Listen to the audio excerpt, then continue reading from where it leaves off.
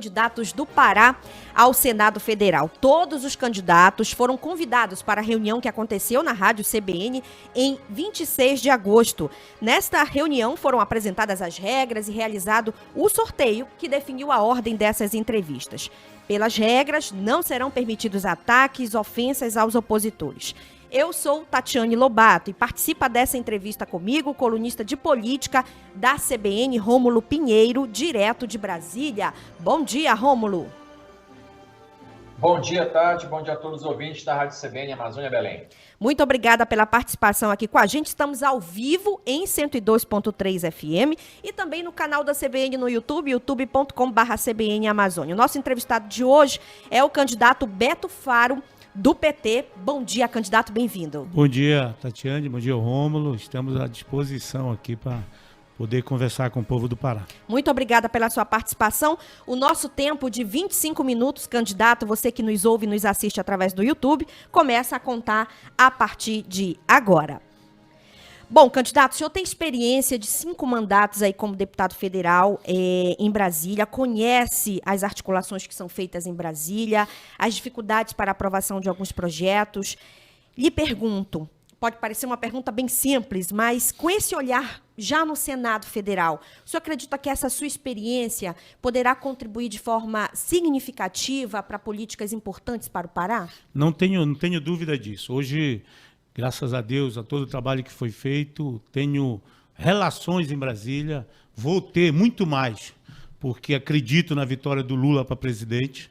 Nós somos deste projeto e nós precisamos ter em Brasília um senador que seja parceiro do governo federal, que seja parceiro do governo do estado, para fazer essa ponte. Eu tenho dito nas minhas andanças, Tati, que está faltando o governo federal no Pará.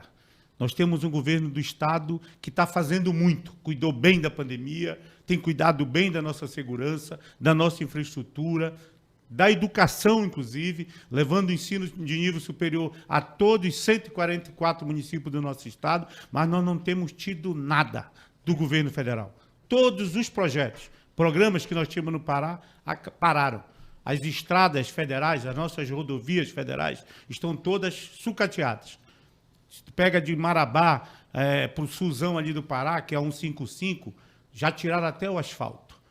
Na 308, que liga Bragança a Viseu, nós colocamos dinheiro na bancada. A bancada fez a emenda e a obra não foi dada sequência. Tu pega aqui a 422, que liga ali Repartimento, a Tucuruí, era uma exigência do Ministério do Transporte feita neste governo, que a gente colocasse 40 milhões.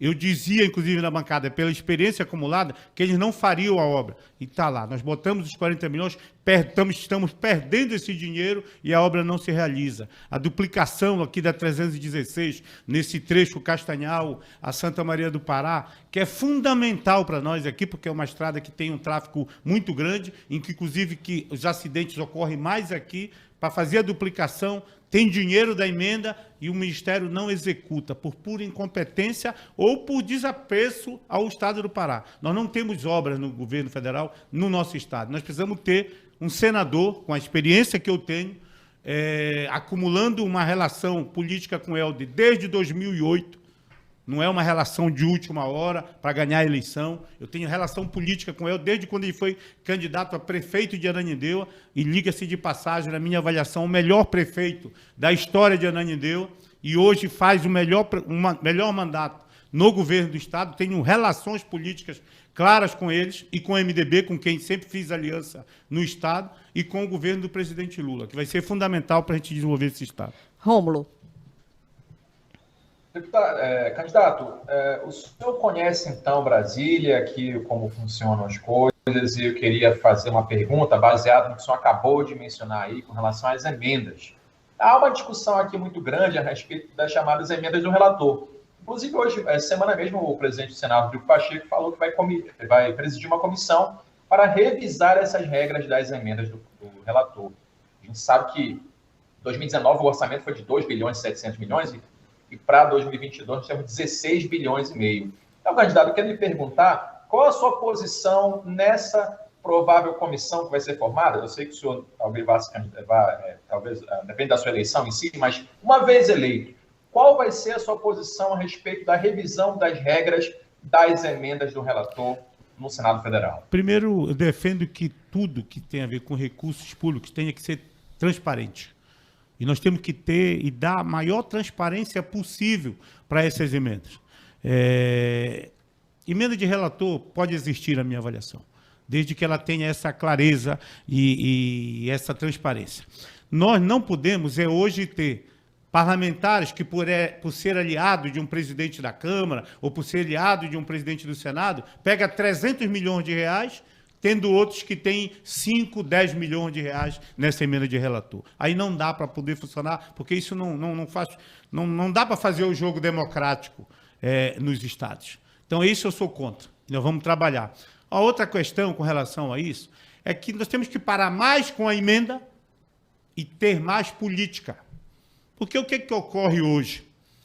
Ao votar, por exemplo, o teto de gasto da saúde e da educação, nós não podemos mais aumentar os gastos com saúde e educação. Aí hoje um deputado leva 2 milhões, eu tenho levado, inclusive, 2 milhões lá para o município, mas deixou de cair quanto na conta específica de um prefeito lá da prefeitura para poder ser administrado. Então nós precisamos de política do Ministério. E o papel do senador, o papel do deputado, é também mediar para que a gente traga dinheiro direto do governo federal para os governos municipais e para o governo do Estado. Isso parou na tentativa meio que desesperada do Bolsonaro, que dizia que não ia fazer isso. Agora, numa tentativa de tentar mudar o resultado da eleição, porque ele sabe que o Lula está bem na frente da pesquisa e se avizinha a vitória. Então, é a tentativa de comprar parlamentar. Aí não dá. Aí eu sou totalmente contra. O modelo que nós temos hoje não dá para continuar. Nós temos que alterar esse modelo. E nós vamos alterar. Eu, com certeza, terei força, até porque vou ser senador do Pará, mas tem parlamentares aqui que dialogam com a gente, que têm relações com a gente, e nós vamos alterar essa regra. Tem que ter transparência, tem que ter mais política de governo do que a emenda. A emenda tem que ser uma parte desse processo. Nós defendemos no nosso governo. Hoje a emenda é impositiva, a emenda individual dos parlamentares é impositiva e foi aprovada no nosso governo, governo da Dilma. Hoje a emenda de bancada é impositiva com o apoio da nossa bancada. Então aí não tem problema, porque isso está nos portais, está aí em todos os meios de divulgação e nós temos que continuar com essas emendas. Não dá para ter o secreto, não dá para ter alguma coisa que a gente não saiba, não dá para ter essa distorção de um ter muito mais e o outro muito menos. Bom, candidato, o senhor é do interior do estado, o senhor é natural de Bujaru, isso, né? Onde o senhor nasceu politicamente e o senhor sabe, já com 5 mandatos aí de deputado federal, a dimensão desse estado, e eu não estou falando só da geografia, não, eu estou falando das diferenças econômicas, culturais que esse estado tem. Como senador da República, qual seria o projeto 1 de Beto Faro, caso eleito?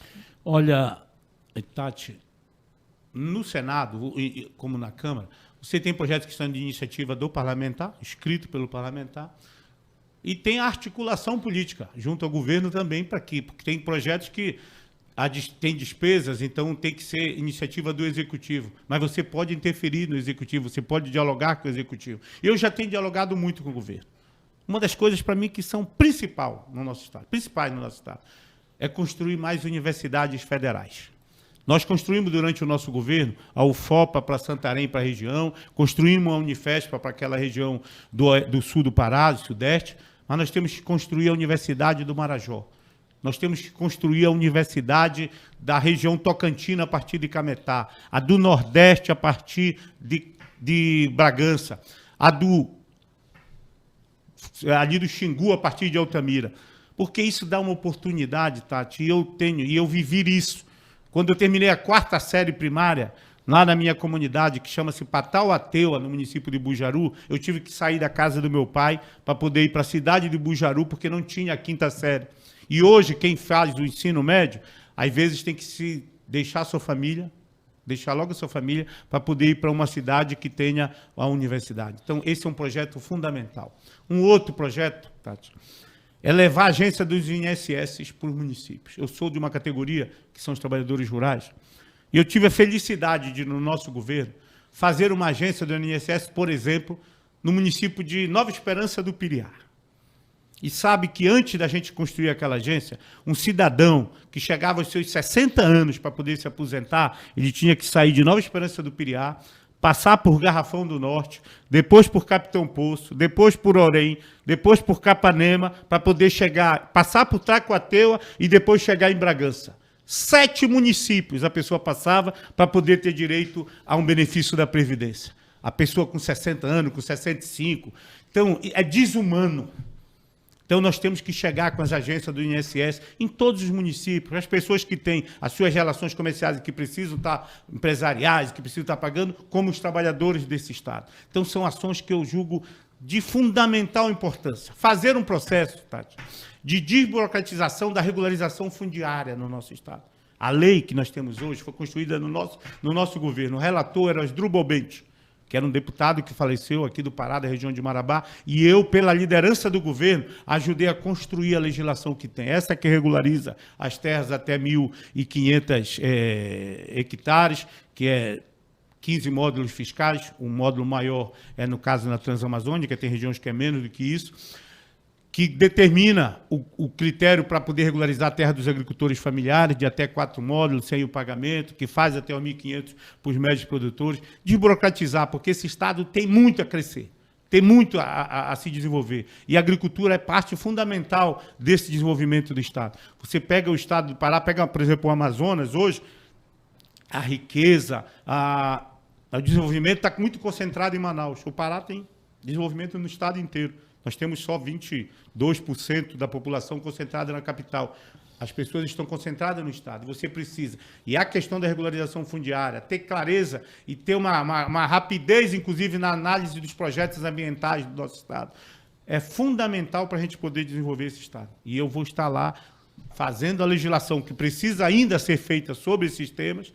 Nós precisamos, por exemplo, no Minha Casa Minha Vida, nós tínhamos um programa que fez mais de 100 mil habitações nas cidades, que fez mais de 60 mil habitações na área rural. O governo parou e mudou a legislação. Nós vamos ter que mudar a legislação novamente. Nós vamos ter que fazer a nova legislação, estabelecer critérios que quem tem menos renda pagar uma cota menor, uma mensalidade menor, fazer com que quem tenha mais pague mais, mas a gente voltar porque tem muita gente precisando de habitação, ter dignidade aqui no Estado. Olha, eu liderei o INCRA aqui no Pará.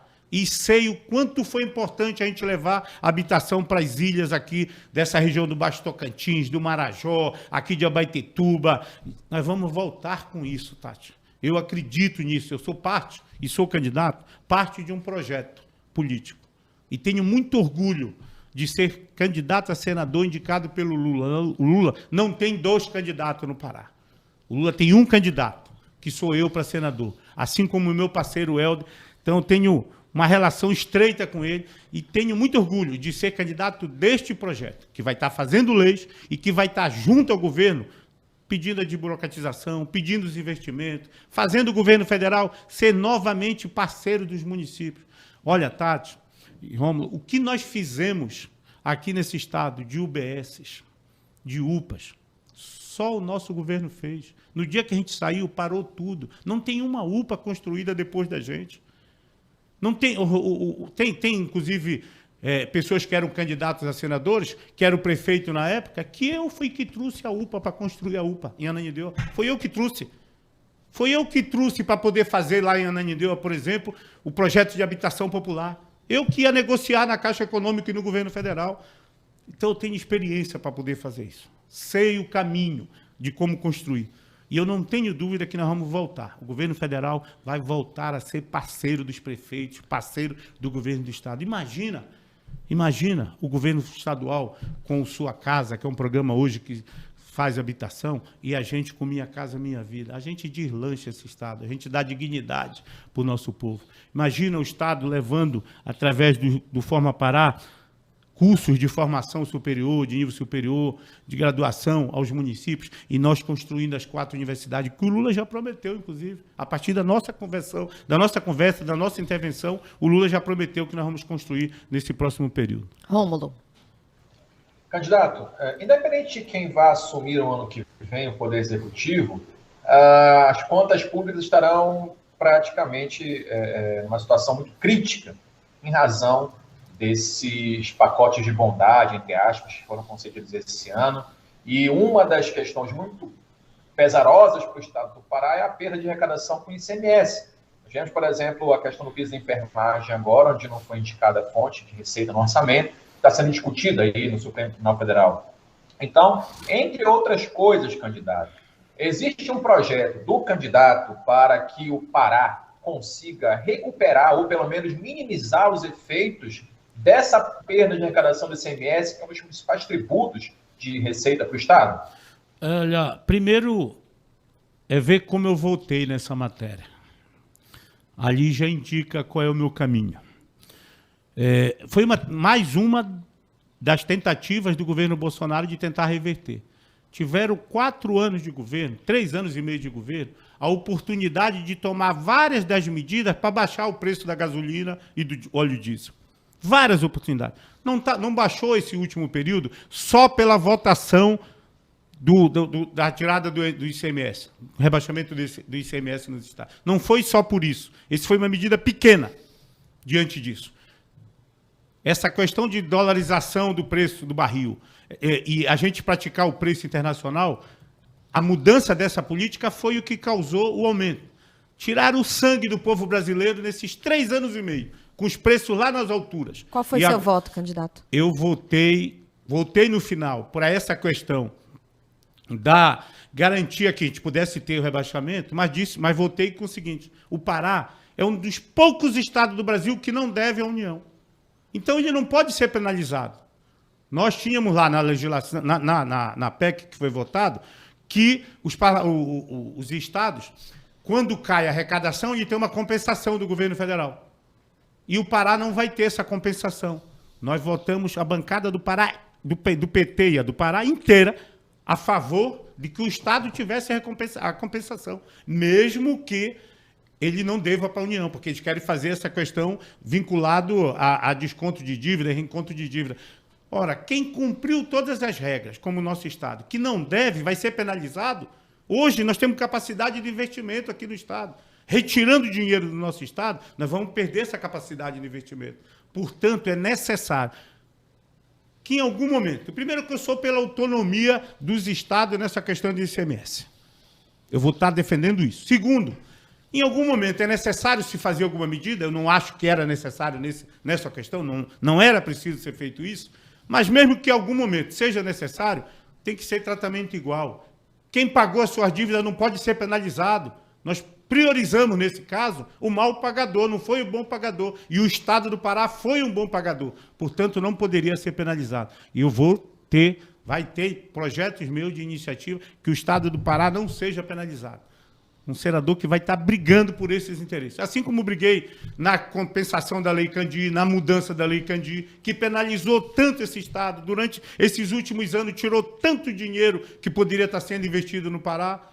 Hoje, nós estamos melhorando essa situação.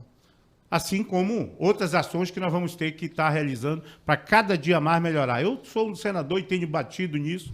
Tem que estar cobrando da Vale, por exemplo, de outras empresas, que verticalize a produção mineral no nosso Estado, que verticalize essas ações aqui no nosso Estado. Nós não podemos ser um Estado só produtor de matéria-prima, porque a gente não gera um emprego de melhor qualidade exatamente na verticalização. Eu sou de uma região aqui, próximo a Belém, que hoje tem o Dendê como um dos projetos mais importantes na política de geração de emprego, e tenho lutado lá para que a gente possa montar indústria em vários municípios, porque e que tenha, inclusive, e tenho dialogado isso com o governador, para que a gente possa ter a mão de obra mais qualificada, porque não dá só para o pessoal pegar o trabalho pesado, o paraense pegar o trabalho pesado, e o melhor emprego, aquele, inclusive, que você tem menos suor para poder fazer, vem a gente de fora para poder garantir esse emprego. Então, são políticas que nós vamos estar desenvolvendo e pode ter certeza disso. Chegamos a 18 minutos de entrevista. Candidato, a pauta ambiental, ela tem sido muito decisiva, muito questionada. Infelizmente, Pará ainda no ranking dos estados onde o desmatamento continua crescendo, né? A Amazônia batendo recordes e recordes de desmatamento. No Senado Federal, caso eleito, como é que o senhor pretende trabalhar? Qual vai ser a sua pauta ambiental, a sua agenda ambiental como senador? Deixa eu lhe dizer, Primeiro, se a gente fosse avaliar aqui, nesses últimos anos, o que tem se desmatado nas áreas que são do Estado e nas áreas que são da União, no Pará, tem muito mais desmatamento na área da União do que nas áreas do Estado. Nós temos uma política ambiental do Estado. Infelizmente, nesse último período, a política nacional ambiental foi de desmonte dos órgãos primeiro, você desmontar o IBAMA, desmontar o Instituto Chico Mendes, desmontou todos esses órgãos. Não tem dinheiro nesses órgãos hoje para fazer fiscalização. E além de ter um discurso do presidente que você pode desmatar tudo. Candidato, como reverter isso no Senado? Nós vamos estar fazendo projetos de lei primeiro para poder garantir. Olha, eu sou defensor, nós já temos áreas abertas aqui no Estado para garantir a produção. Então não precisa estar abrindo novas áreas. Nós temos áreas abertas. Essas áreas que nós temos hoje protegidas e trabalhadas, elas precisam da renda. E nós podemos tirar a renda da floresta em pé. Nós temos iniciativas belíssimas nesse estado de projetos que retiram e recuperam e fazem renda com a floresta em pé. A outra parte é essa uma que está que está já aberta, que já são áreas que já podem ser colocadas para produção, aumentando a tecnologia, inclusive, para a produção. Nós precisamos botar dinheiro na Embrapa para fazer pesquisa, não só para quem paga a Embrapa para poder fazer pesquisa, mas para que essa pesquisa se torne patrimônio público, para que todo mundo tenha acesso, para que a gente possa produzir mais em menos áreas, para que a gente possa produzir nas áreas abertas sem necessidade de sair abrindo novas áreas. E isso é possível, desde que a gente tenha um governo comprometido e senadores nessa linha. O que eu estou debatendo aqui, tem muitas questões que são de iniciativa do parlamento, e nós temos que fazer. Mas tem muito que são ações de política, de governo. Você não faz. Eu quero ser senador. Mas você pode ter certeza que se fosse o Bolsonaro, o presidente da República, é para ficar batendo boca em tribuna, é para poder fazer, porque você não faz políticas de Estado, nas ações aqui que são necessárias, só com o senador. Você faz isso se tiver um governo que trabalhe as suas políticas. Por isso que eu sou vinculado a esse projeto do presidente Lula. O agronegócio, candidato, que é uma atividade importante e há todo um debate em torno do desenvolvimento sustentável. Qual é o olhar do seu mandato, caso o senhor seja eleito senador da República? Olha, o agronegócio é fundamental para o desenvolvimento do nosso Estado. E eu tenho dialogado com eles. O agronegócio responsável, aqueles que geram emprego, com carteira assinada, aqueles que respeitam o meio ambiente, aqueles que procuram regularizar suas áreas. O nosso governo foi fantástico para o agronegócio. Foi nós que renegociamos as dívidas, fazendo projeto na época da lei de securitização.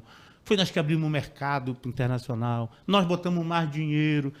Todo ano tem um plano safra que a gente estabelece para a agricultura familiar e para o agronegócio. Todos os anos, durante o nosso governo, foram aumentados os valores para poder financiar. O juro, hoje, se cobra mais juro do que se cobrava no nosso período. Nós subsidiamos mais o agronegócio e a agricultura familiar do que é subsidiado hoje. A assistência técnica tinha no nosso período.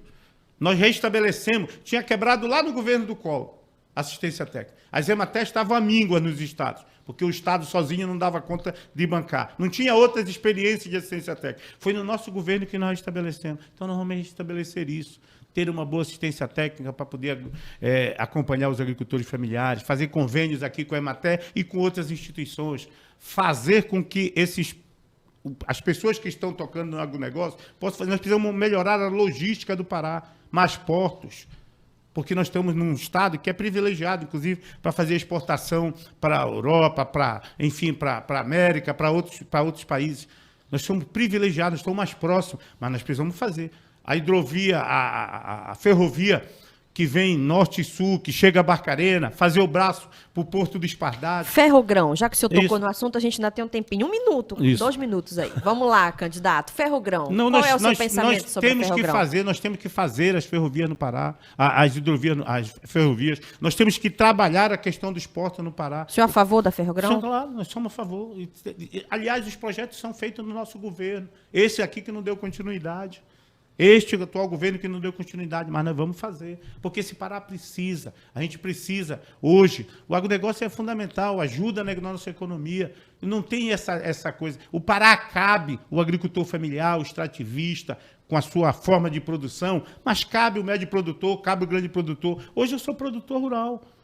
Comecei como agricultor familiar, hoje eu já tenho até uns empregozinhos lá na minha propriedade.